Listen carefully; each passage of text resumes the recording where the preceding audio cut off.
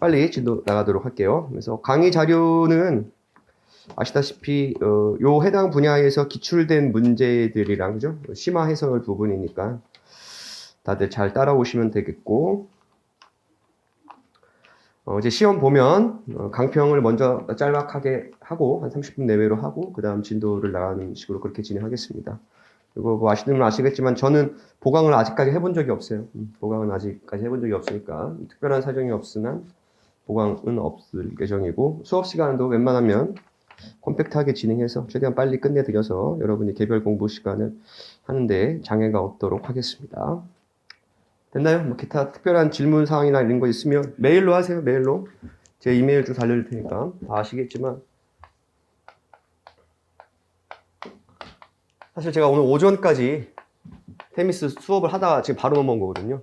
그래서 여러분 못지않게 피곤하지만 그래도 혹시라도 질문 사항이 있으면 로이오141 네이버닷컴으로 본인의 뭐 성함 대충 어느 정도 간략하게 Let me introduce myself 해주시고 그 다음 어떤 질문 사항에 대해서 얘기해 주시면 될 것 같아요.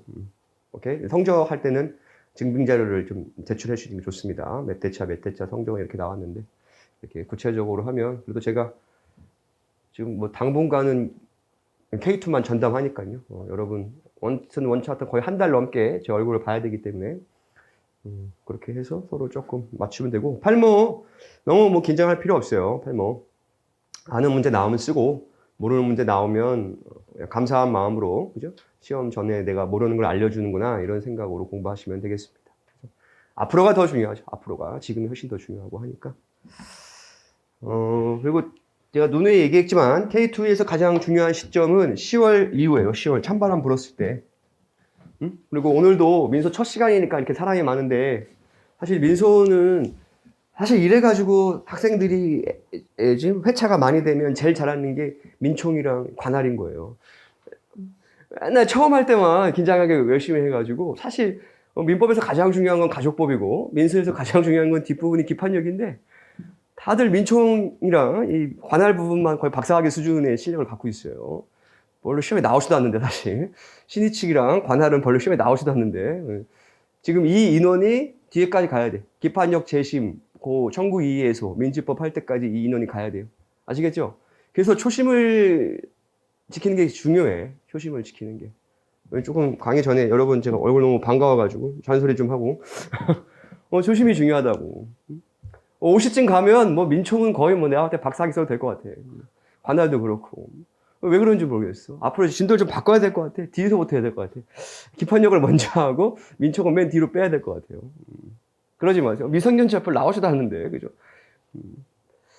오케이. 예, 정말 중요한 건 뒤로 갈수록, 사례 문제도 뒤로 갈수록 더 중요해요. 특히 올해 같은 경우 좀 출제가 좀 유력한 부분이 참가효 부분, 그죠? 참가효 부분이 올해가 출제가 좀 유력합니다. 왜냐하면 병합 청구가 너무 많이 나왔고, 그죠? 기판력은 뭐 제대로 많이 안 나왔으니까 기판력 참가효 이 부분이 올해 출제가 좀 유력한, 순서상 그래요. 순서상 그렇습니다. 그렇기 때문에 그 부분에 대해 준비를 해주셔야 되고, 상법은 뭐 하면 되지 뭐 걱정이에요. 그죠? 근데 상법이 우리가 좀 잘라지더라고요. 팔모가 있어가지고, 아쉽게도. 그래가지고 제가 순차를 회사법을 중간에 자를 수는 없어서 앞에 4회차에 상해인이랑 어수보험 깔았고, 그다음에 팔모 보고 오시면 집중해서 회사법 6회 정도 다루는 식으로 그렇게 진행하겠습니다. 이해되셨죠? 그리고 1순환 마치면 2순환 갈 때는 또 민법 하면서 또 기록형 문제 진도별로 풀어가면서, 예, 그렇게 해서 여러분 너무 걱정할 필요가 없어요. 기록형에 대해서는. 적어도 기록형은 저와 같이 공부하면 원 없이 문제를 풀어보고 하니까 그런 건 특별히 걱정할 필요가 없고. 다음, 눈에 강조하지만 선택 과목 중요합니다. 특히 K2일수록 선택 과목은 더 중요해요. 특히 환경법, 국제거래법, 뭐 경쟁법 이런 거 있잖아요. 미리미리 챙겨주셔야 돼요. 혼자 못 챙기면 스터디를 만들어서라도 일주일에 한 번씩 공부하시는 게 중요합니다. 왜냐하면 아시다시피 선택 과목 배점이 160점이잖아요. 공기록, 형기록보다 무려 60점이나 많고 민기록하고 15점 차이밖에 나지 않습니다. 그래서 선택 과목에서 한 90에서 100점 사이 정도 나와주면 이 시험에서 상당한 이점이 있거든요. 근데 지금 공부 안 하고 찬바람 불 때 공부 시작하면 잘 안 들어옵니다. 마음이 급하면 원래 잘 안 돼요, 사람이. 그래서 미리미리 평소에 꾸준히 일주일에 한 번, 격주에 한 번씩이라도 문제를 풀어서 자신감을 가져주셔야 돼요. 찬바람 부고 시작하면 점수가 또 애매하게 나와요. 80에서 85점. 이게 애매하게 나옵니다. 애매하면 떨어지는 거예요.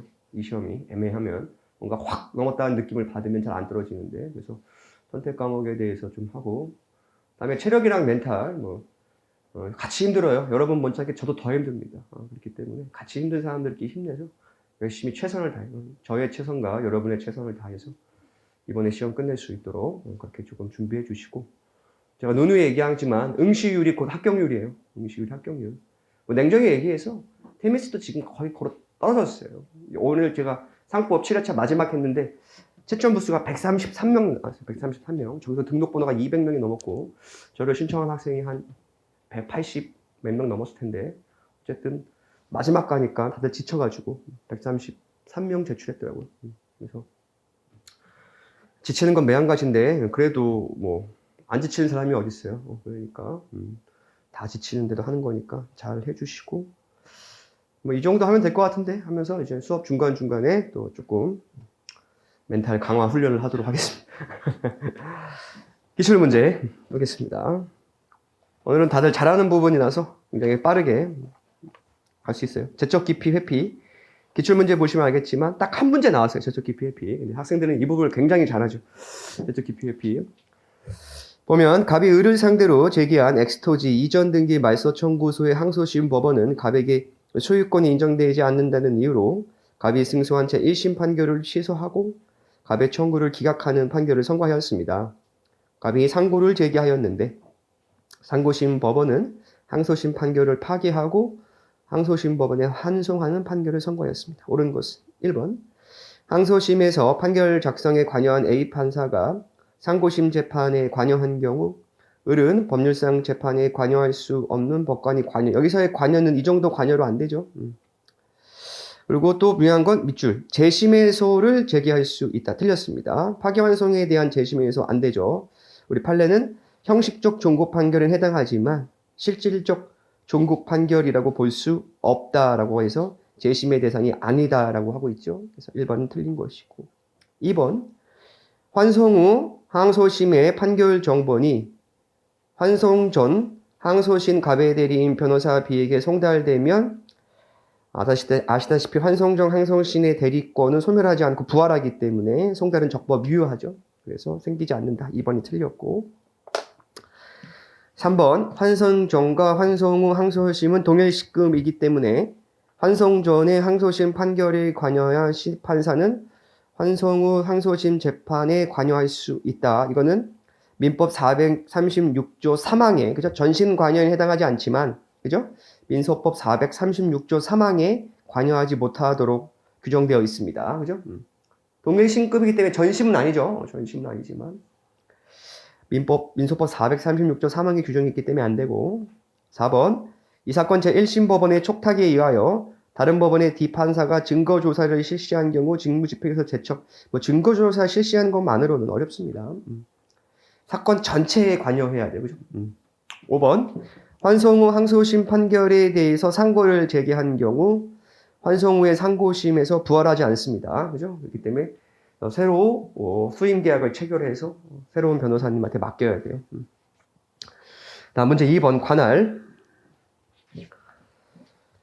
관할 및 소송의 이성에 관한 설명 중 옳지 않은 것은, 그래서 사실 강의서를 보시면 알겠지만 굉장히 두꺼워요. 두껍고 79페이지까지 있는데 오늘 나가는 진도 부분에서 필요한 판례 그리고 창작 문제 관련 문제를 다 담아갖고 온 거예요.